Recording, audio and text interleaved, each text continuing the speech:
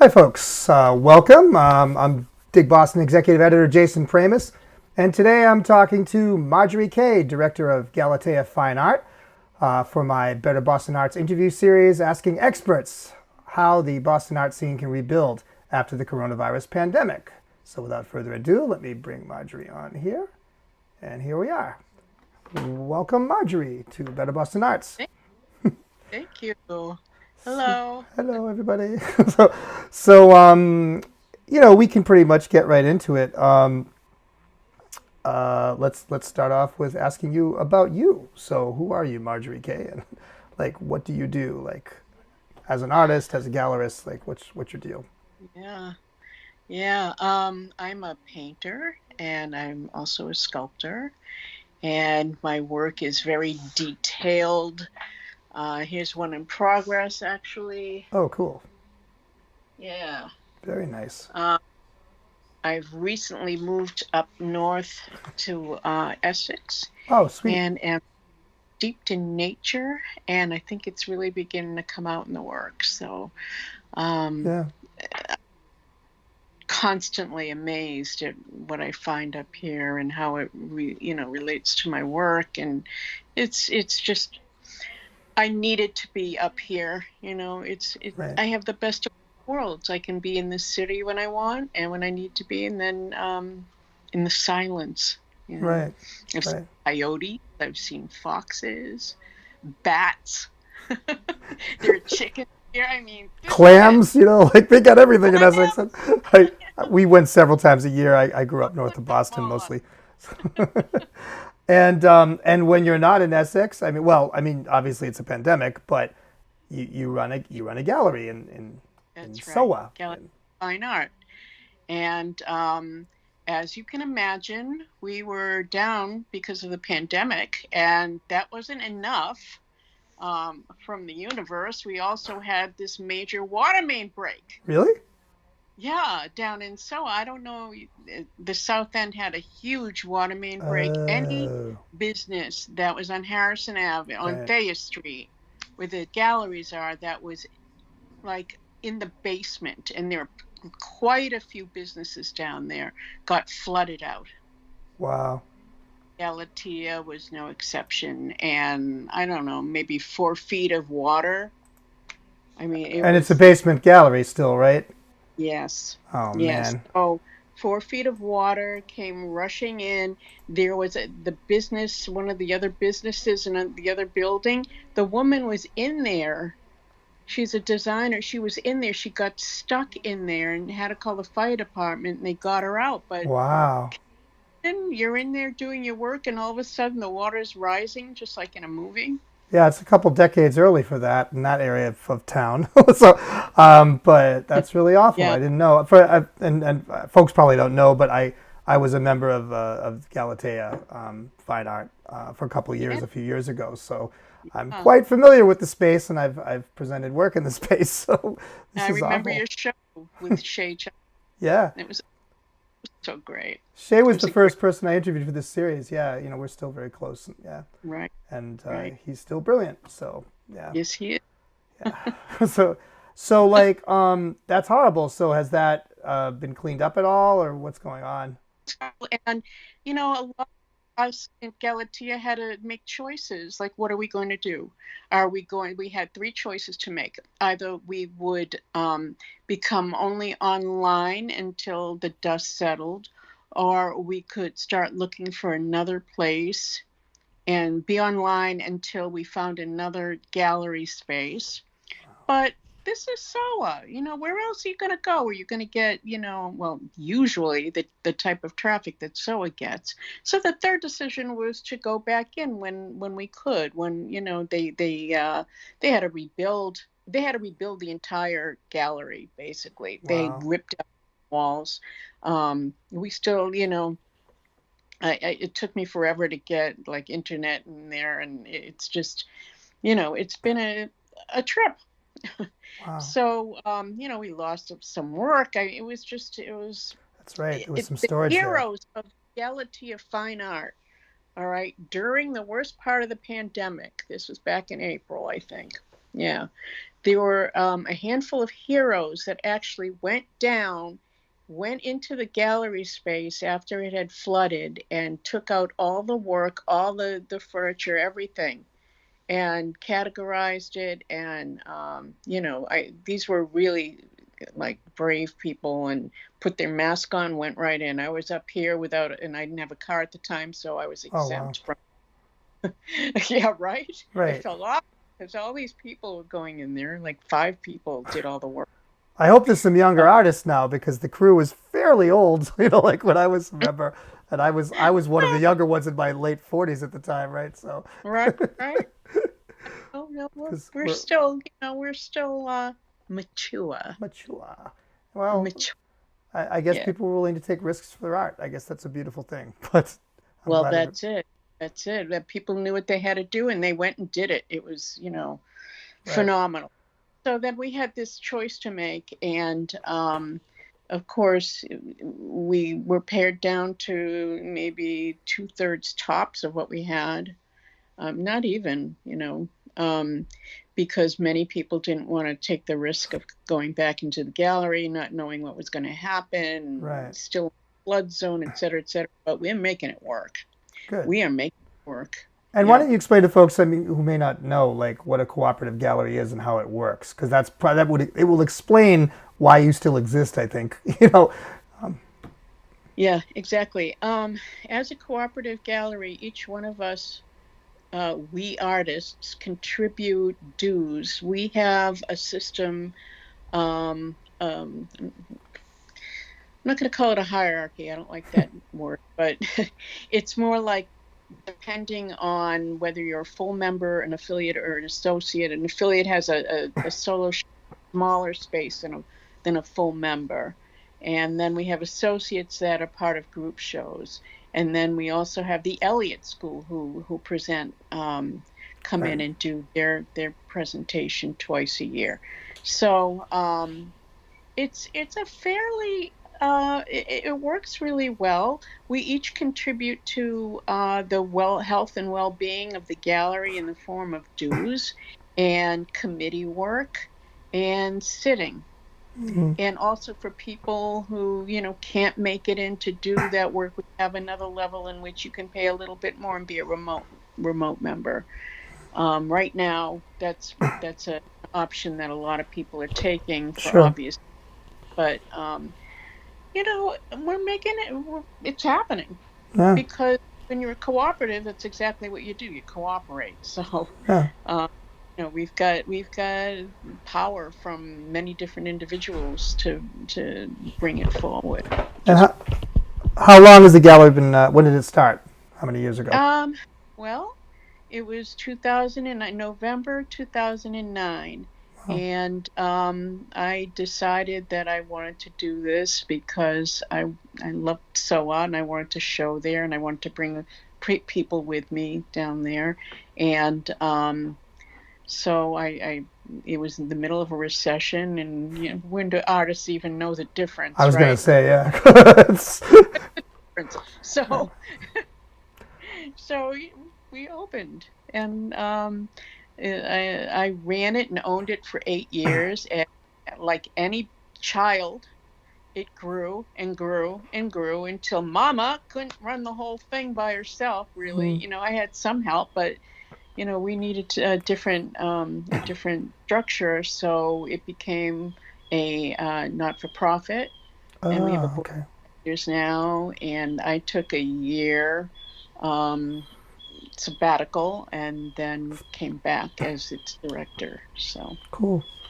And yeah. so, I mean, this is actually a good segue into the first major question here. And again, for folks who don't know, I mean, Boston has a district called the South End, and so SOA means part of the South End that's south of Washington Street, which is a play on New York's Soho, south of Houston, which in Oh turn is yeah. a play on London's Soho, which I don't know if that's south of anything. I'm not really sure, but yeah. So there's SOA, and this is like the heart of the visual art scene, at least the gallery scene in the greater Boston area, in the region, really.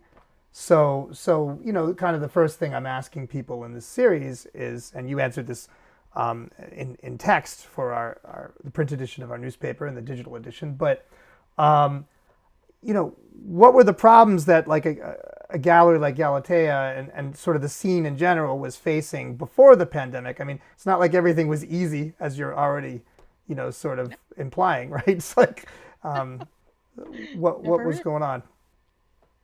Well, Boston's art scene is kind of it's unique. It's unique. Here we have wonderful art schools turning out amazing artists, yet the city turns a blind eye to its fine artists Yeah. and the arts in general, unless it's a big institution, you know. Um, so that we're pretty much left to fend for ourselves in a lot of ways. And people, when they go to buy artwork, they go to New York. Yeah. They don't realize that Boston is as rich in diversity of arts as it is. So I believe that if the large institutions like the ICU or the Museum of Fine Arts, that all of these huge institutions were to pay more attention to the local art scene, to give more wall space and floor space to the visual artists that are right here in the Boston area, then their contributors and all the people who go to buy art in New York City would take this area a little bit more seriously, and it would be a lot healthier for the arts to sustain itself. And, Yeah. and that goes for not just visual arts, but dance and theater and music and everything. Everything. Yeah. Really, it's really hard when the the institutions, which I will call the adults, don't Kind of. nurture. They don't nurture. The children, which are the myriads of people doing art. But artists being what they are, we're going to do it anyway. But it Right. would be really nice if we supported as a as a, as a we're and I'm not going to use the word commodity, even though I just did. uh, because what this all leads to is artists looking at themselves and their work as commodity Right. rather than the purity gets lost. People are so having such a hard time trying to keep their heads above water that a lot of people just do what is expected of them, and are afraid to venture any further than that. Right. And it just like just come it snowballs. It They snowballs, paint the mountain and the house and the tree and the river, yeah, like and then they sell that. which is all very nice. Hmm. I love landscapes, Sure. but there are people who, you know, it's gonna sell, and you can't blame people. They're trying to keep themselves fed and housed and whatnot. But I mean, you look at yourself as a commodity instead of somebody who's been given this, like, I don't know. For me, it's sort of like a communication with the universe. All this power and energy is coming through you in the form of making art. It's like an incredible gift, And when Yeah.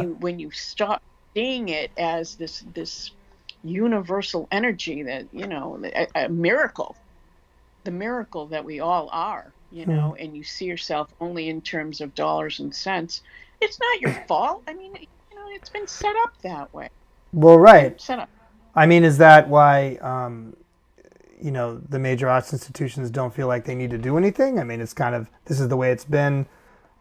So they and the city, don't feel, or the state too, the feds, don't feel that Yeah. much need to put a lot into supporting artists so they can do their work in No, the interest of society, broadly speaking, or I no, don't know. no.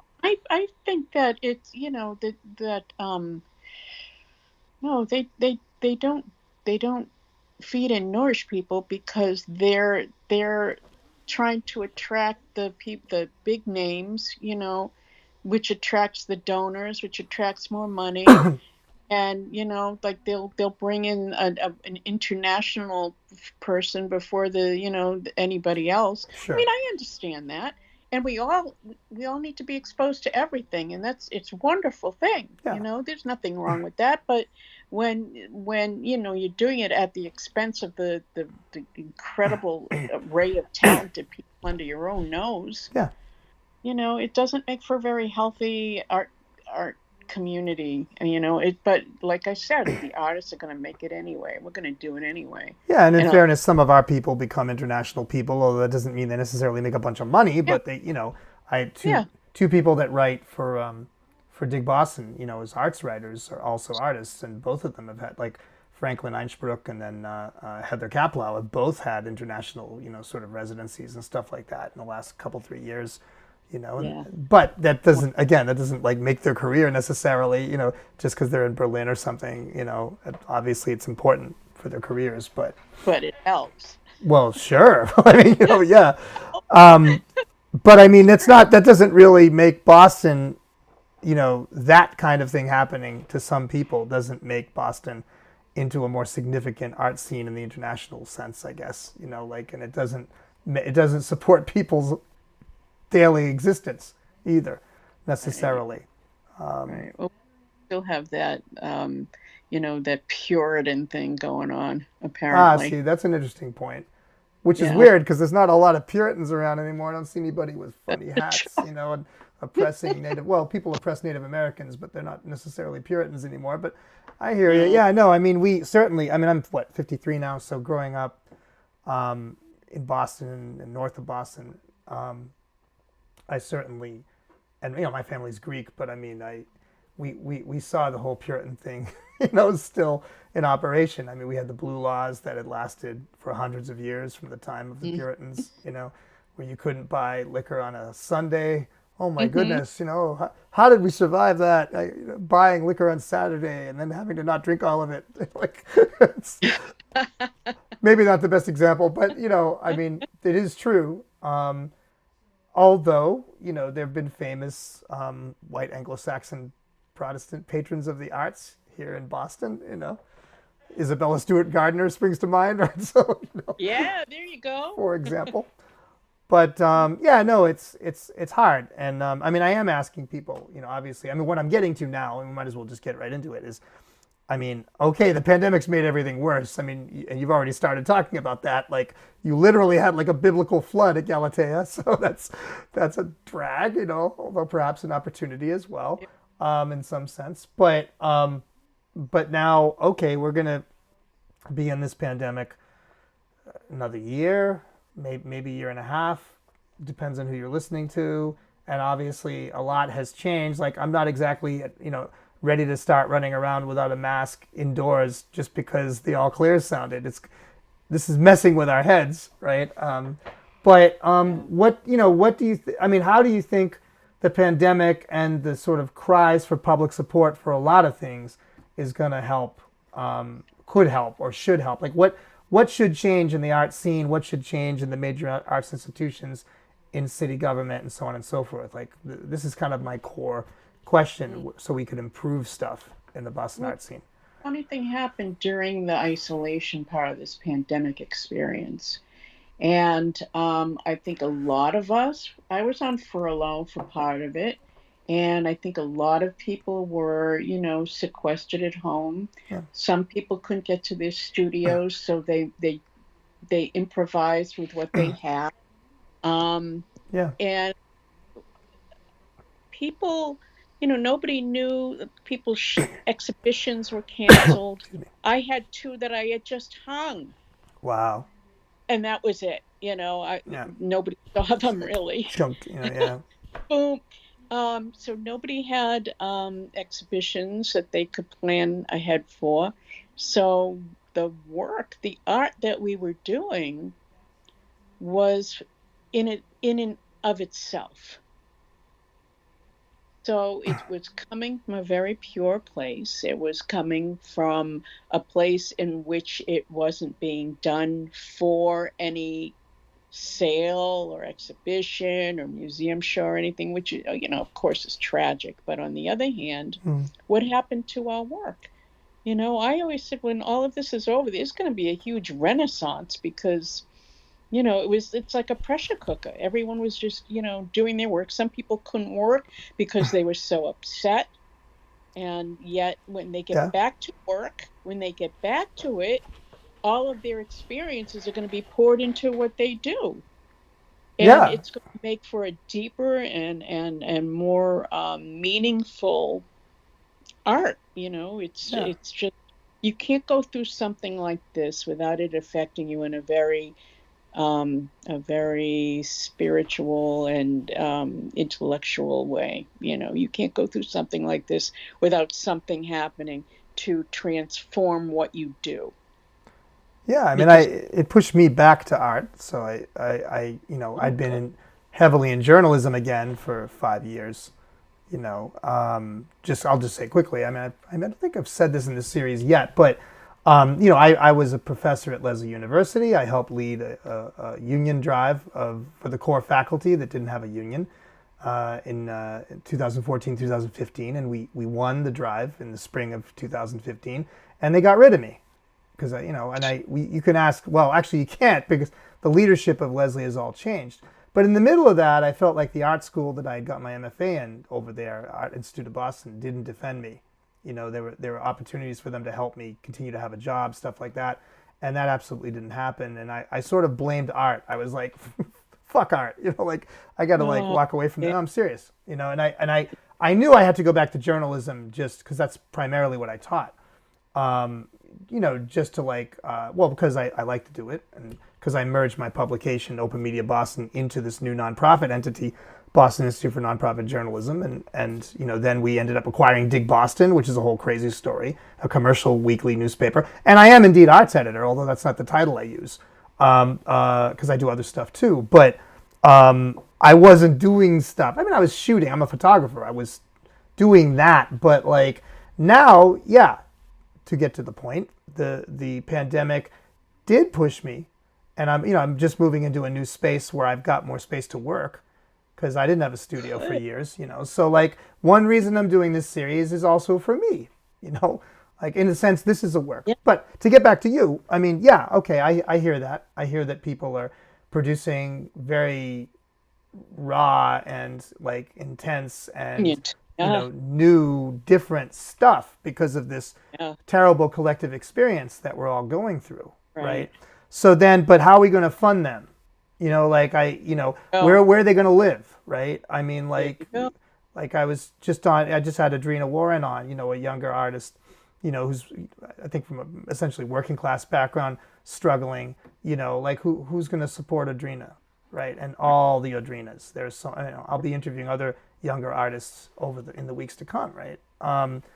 And then the older artists. I mean, people, it's there are old artist homes, but there are not enough of them. So Not and enough of them. I'm and like, I got to start one, and I got to do this now. well, we got to make sure they all have individual units because look what happened in all these like group homes.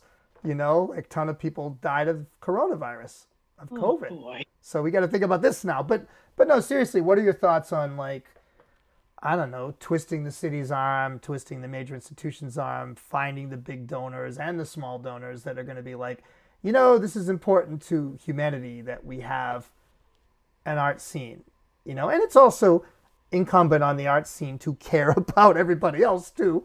I mean, yeah, Mhm. you do what you do as an artist, but some thought into your lived environment and the people around you, I think, is important. What do you think? Yeah. Well, I think that the pandemic, of course, is slowing down any progress in this, direction. But I think I have a bow and arrow theory that sometimes you have to draw something backwards in order to get enough tension Hmm. so that that arrow can fly forward. Right. And what we're experiencing now is we have to, we've got a double job now because we have to crawl out of this pandemic pit that we're in. And this is happening, because artists are stubborn. We're stubborn people. And, it really, it it amazes me to see the SOA art, art and design district coming back to life. Oh, that nobody is giving up on it. No people are, there are a lot of galleries that went and opened up, way before we did because they get flooded out.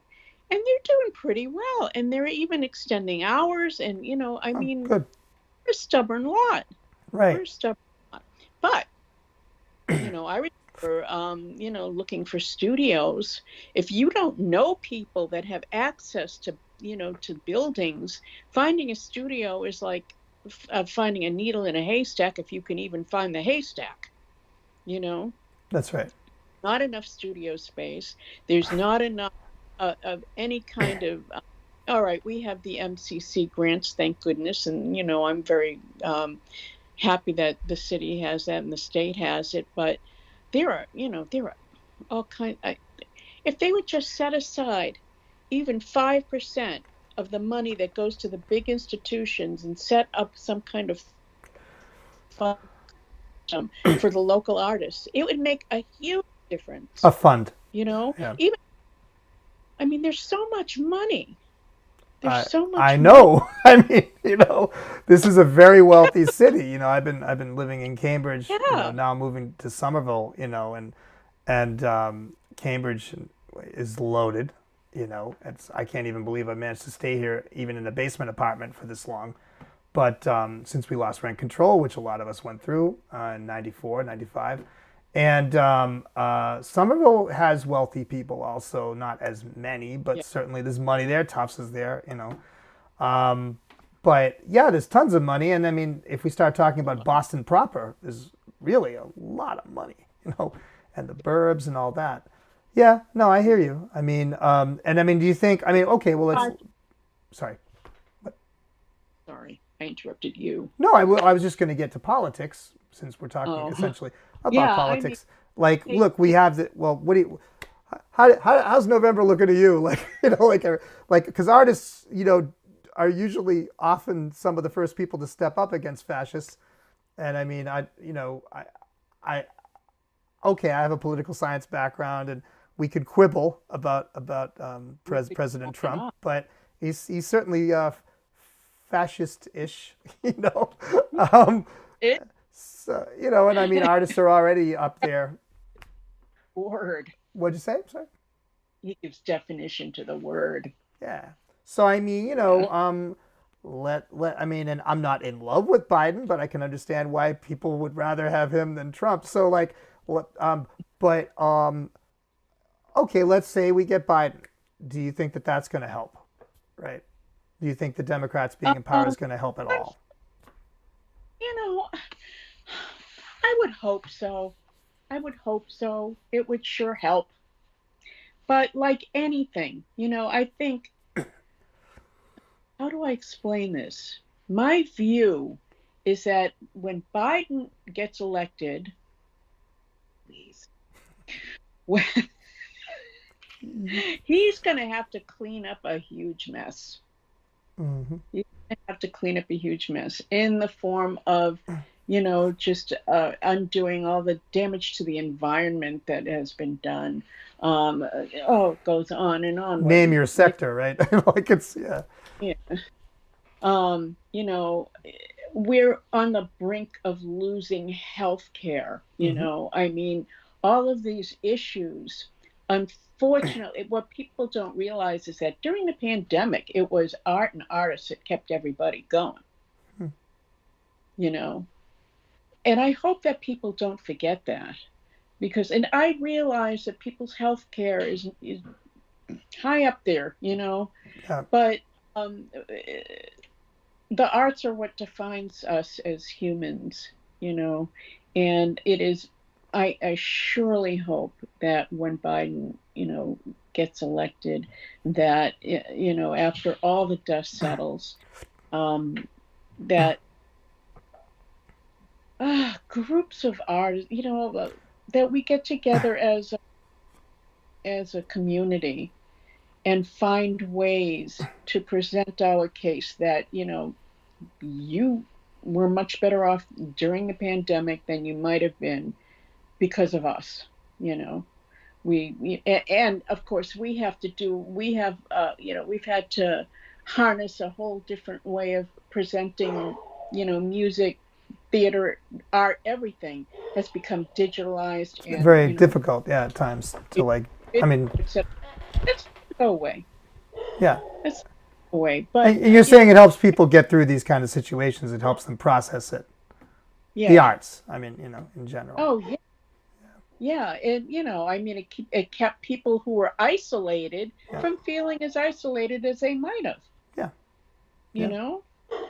Not, excuse me. I hope you don't hear that dog too. Oh, I hear the dog. It's fine. Like, this is Good. it's a casual show. We're not like. That's the dog. Okay, so then, well, I will ask one other question. About as far as like Biden winning, whatever. I mean, have you dealt at all with the National Endowment for the Arts? Because this seems like just the kind of big, moneyed government institution that is basically Right. giving a ton of money to the big institutions, but Right. not to so much to individual artists. And I mean, if we bring Black Lives Matter into this and subsidiary movements, it also hasn't really been giving much money to artists of color, to other artists, Yeah. LGBTQIA, artists that are not like, in the inside necessarily as much, Right. as kind of the archetypal straight white artist, to this day. So I don't know. I mean, have you dealt much with that institution or other federal Well, institutions that no, fund stuff? because they stopped giving money to individuals in the 80s, was Yeah, it? I mean, a something like long that. time Yeah, when I was a ago. kid. Yeah, like They and it's all about the big institutions.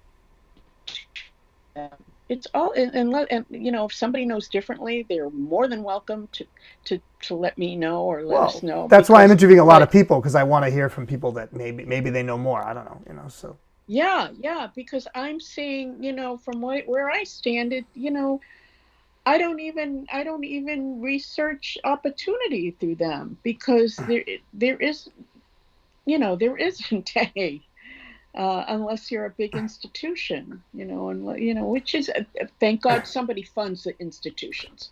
Thank God, now did all right. right, right. But I mean, okay. So now if Trump wins, okay. Um, well, for example, under Trump, did a nonprofit gallery like Galatea, did you all get to take advantage of the loan programs under the Small Business Administration? Certainly, DigBoston, Yeah, for example, and Binge a little bit. In other words, our commercial newspaper, and well, our nonprofit got some PPP money, but we didn't use it. We decided not to. No, no, I'm sorry. We got EIDL money. There were two kinds of loans basically. EIDL loans were like block loans that are on hmm, really excellent terms and could, it's not clear whether they're going to be forgiven, but maybe they will be. And then there was the PPP program that was essentially yeah, paycheck loans, yeah. which are forgivable for people. So did Galatea like take advantage of either of Yeah, those programs? loan. We The, get that. you did the PPP, yeah, Yeah, yeah. yeah. So would you expect? I mean, but that's under the Trump administration. I don't know how much we can thank him for that. Although I joke about Papa Trump giving us money, with the IDL for Dig at least. But like, um, uh, given all the rhetoric coming out of him and all his cronies, what's that going to be like for the arts if we have another 4 years of this? Nowhere, Hmm. nowhere. You don't think he cares Um, about the arts? It's not the arts we I care about, probably. But don't, can't. He probably, it's not even something that crosses his mind, I'm sure. The arts, what? I don't even think there's an agenda, on his desk, not for the National Endowment of the Arts. As a matter of fact, I wouldn't be surprised if he got rid of it. that's very possible. You know, Yeah, sure. yeah, You know, I'm as a journalist, I've been pushing for a national endowment for journalism a little bit. I write about it. I didn't invent the idea, but same thing. We also have the National Endowment for the Humanities, and they're all under pressure. Clearly, yeah, they're under ideological pressure. yeah, You got yeah. many conservatives that back Trump, hard right people like being why are you funding all these communists or whatever? And it's like you wouldn't know a communist if one hit you in the face, but yeah, okay, yeah, we're definitely getting money and we're not you. So yeah, if you want to defund us, although you and I are saying, well, we're not really getting money. Most artists are not getting money from these endowments. I'm gonna tell you, I have to be honest. When I was on furlough and I was collecting unemployment, uh, yeah, that extra 600 a week was, I saw more money in those couple of months than I have in a Yeah, yeah, while. yeah. Now, my hours reduced, my pay is reduced. Go ask anybody walking around who's still unemployed what their prospects are. Absolutely. Or even those of us that are employed or small business people like me and and you looked at one way at least.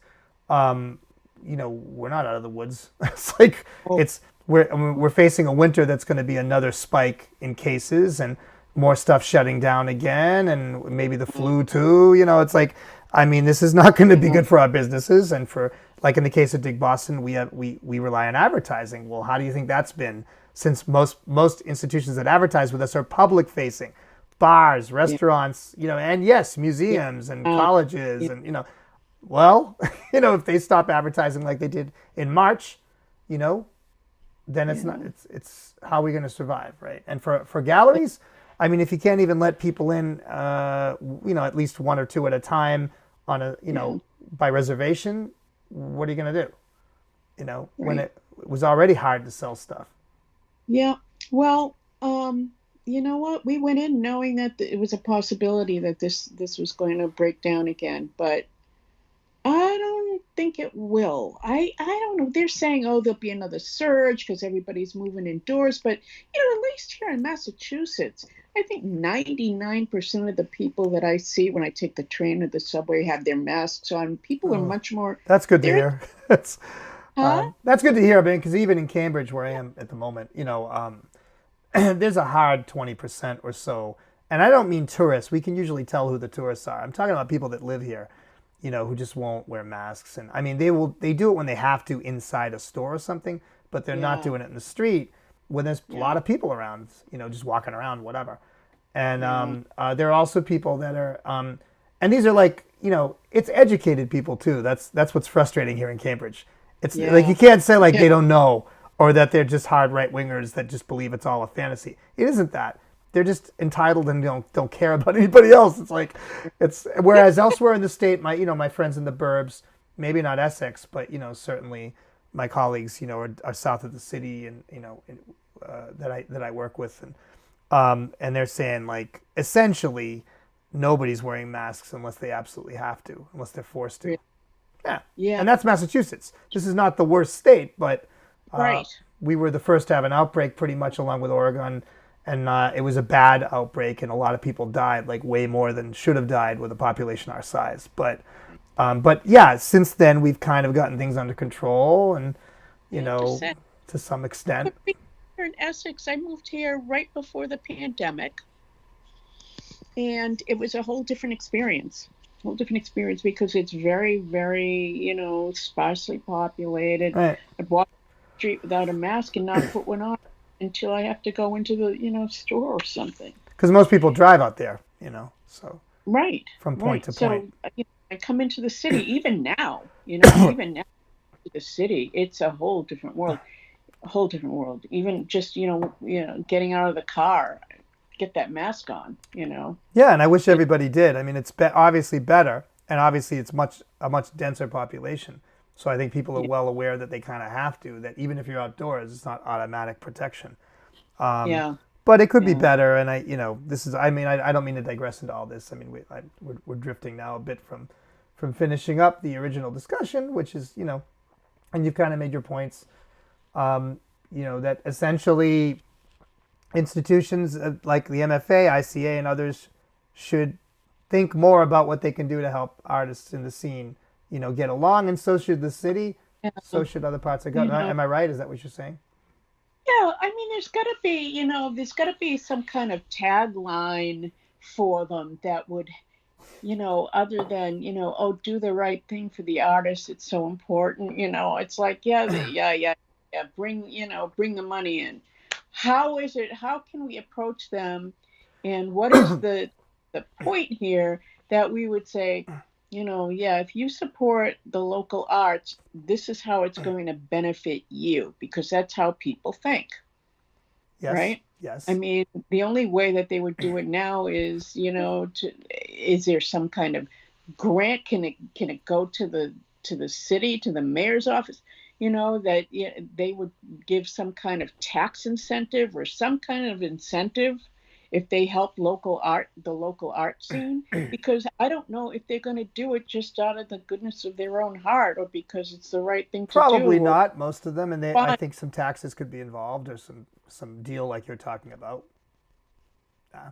I mean, sure. Yeah, I mean, it's kind of a complicated situation, Right. It's a complicated situation, but there's got to be a way in to their way of thinking. You got to, I think you got to think like them, that um, they don't want to lose donations, et cetera. But where does it start and where does it stop? Well, money isn't here in Boston just because we have a lot of colleges. It's here also because we have a cultural scene, an art scene. It's like an interesting Right. place. There's interesting people doing interesting stuff, right? Yeah. And it's been Callie Chapman, who I interviewed a couple, about 3 4 weeks ago, was, um, who's a dancer and also an artist and does 550 Gallery in Central Square, and I'm not Gallery, 550 Studio. Pardon me, Callie. Um, you know, um, was talking about how much money, if I remember correctly, arts bring into the state, and it's in the billions. So if people want to do cost benefit analysis, they certainly can. I mean, it's there, but Hmm. also there's intangible benefits that you were getting at, right, to having Yes, a thriving art that's scene. And I don't right. want to be as base as like a Richard Florida analysis, and he keeps coming up in these discussions, like yeah, like have lots of arts, and then you can gentrify real estate people and screw everybody and make a ton of money. That's not what I think any of us are interested in. But I remember when the South End was affordable. How about that, right? But so I'm not saying that artists want to do that, most artists, but I certainly agree that arts are one reason why this city has more to offer than a typical American city, certainly of our Right. size, and it's one reason why Well, there is money here. studios. The what? I'm sorry. Look at people flock to those open studios. Yeah, yeah, I mean, to be honest, they've been under a little duress in the city, and so it's been dwindling a little bit oh, because now people want something new and different. And it's like open studios have been around for a long time. hmm. The suburbs still get like throngs of people. And of course, we still get a lot of people for open studios, but it needs a little fire lit under its do butt, do people buy during open studios? Yeah, they do. Not Okay, so much from the galleries, but from the studios because they get a better deal. The galleries are struggle to even have people come in because they know they're going to be paying top price, I see. Yeah, that makes sense. But in the studios, yeah, people sell. People sell. I mean, but you can ask a lot of people who have studios in that Harrison Ave building, the Thayer Street building, across from where the galleries are, Yep. and upper floors, um, tell you that it used to be a lot better. Yeah. I that, and I was kind of involved in the United South End artists group for a while, and I saw with my own eyes, that there's a certain a bit of expectation among the artists that no, like maybe in the very beginning of open studios, everybody was very active in playing a role in getting people there, but there's expectations from many of the people involved that you put it out there, people will just come. And I think, that these days you have to blow bells and whistles. Well, yeah. Yeah. And the best way to ignite the fire again is to work with other art organizations, Yeah. to bring in music, to make it synesthetic, to make it an experience for people, to, bring more life to it. Do you think that, I mean, the experience people have been going through in the pandemic is going to make them more likely to collaborate now, along those lines, and also to work more? I mean, like I tried to start with friends, a group called Mass Creative Workers that I may or may not have told you about, again in like 2014, 2015, Yeah. just sort of like herd the art cats, into working Yeah. together, on political stuff and economic stuff, and it wasn't working very well because once it got to the point of okay, now do work, people, with each other, then they're like, oh, I got to do something else now, and Right. I mean, do you think that's going to change now? I mean, are you already seeing signs that people are going to go? Already is changing. Even within our own community at Galatea, it's changing. Okay, good. There's a feeling of cooperation that at least I'm experiencing with many of the members. That I mean, the members that are left are the ones who are enthusiastic about being there. Oh, You know, we're just like, nope, we're doing it. cool. You know, Well, broke down the barriers, and although it's going to take a little bit of time, I think, before everybody sort of crawls out of their mouse hole down there, and but it's going to happen right. because we're all so darn happy to see each other now. It's true. All the gallery people from other galleries. It's like you see someone, you go, "Hi," you Yeah. know. I mean, we're all everybody's so happy just to be there and have some semblance of community back. That when we're really able to get to open the doors, first Friday is not the same as you can imagine. It's Sure. just not. Sure.